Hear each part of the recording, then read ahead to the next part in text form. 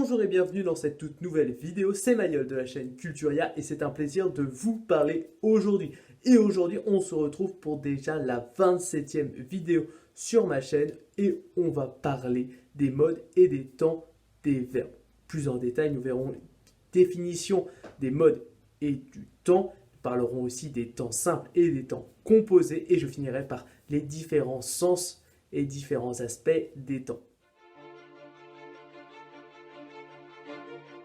L'action ou l'état exprimé par le verbe se présente de plusieurs manières. Ce sont les modes.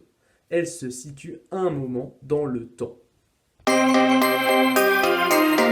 Le mode indique la manière de présenter l'action ou l'état du sujet. Le mode vient du latin modus qui signifie manière. Quelle que soit la voix du verbe, il y a 7 modes. 4 modes personnels, l'indicatif, c'est le mode de ce qui est réalisé, le subjonctif, le mode de ce qui est envisagé par l'esprit, le conditionnel, le mode du possible et l'impératif, le mode de l'ordre ou de la défense.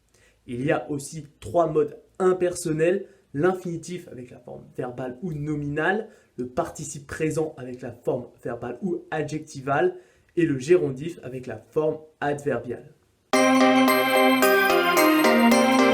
Le temps dans chaque mode indique à quel moment se passe le fait exprimé par le verbe.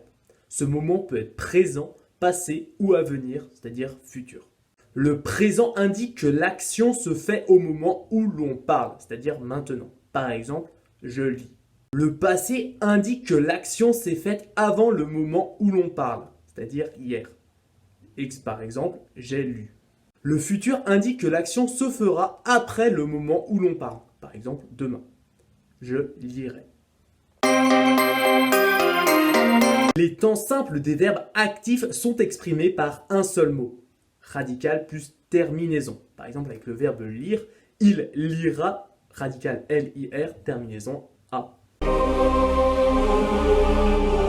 Tous les autres temps sont exprimés par plusieurs mots. L'auxiliaire avoir ou être et le participe passé du verbe conjugué. Par exemple, il avait lu.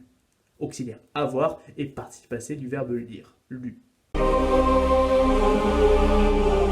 En dehors du moment présent, passé ou futur marqué par le temps, le fait exprimé par le verbe peut se présenter sous différents aspects ou caractères. Par exemple, un aspect imperfectif, fait ou action en cours d'accomplissement. Un aspect perfectif, fait ou action achevée. Un aspect instantané, fait ou action limitée à un instant, un aspect duratif à durée déterminée ou indéterminée, fait ou action qui dure, se prolonge. Un aspect itératif, fait ou action qui se répète, un aspect inchoatif, fait ou action qui commence, un aspect progressif, fait ou action qui progresse, se continue, un passé récent, fait ou action qui vient de s'accomplir, et un futur prochain, fait ou action qui va s'accomplir. Il existe 3 différentes façons d'exprimer les aspects. Par les verbes eux-mêmes, par des adverbes ou des compléments circonstanciels, ou par des auxiliaires d'aspect. Voilà, la vidéo est terminée. J'espère qu'elle vous aura plu. N'hésitez pas à vous abonner ou à liker, ou même à commenter en exprimant votre opinion ou votre ressenti. C'était un plaisir, à bientôt.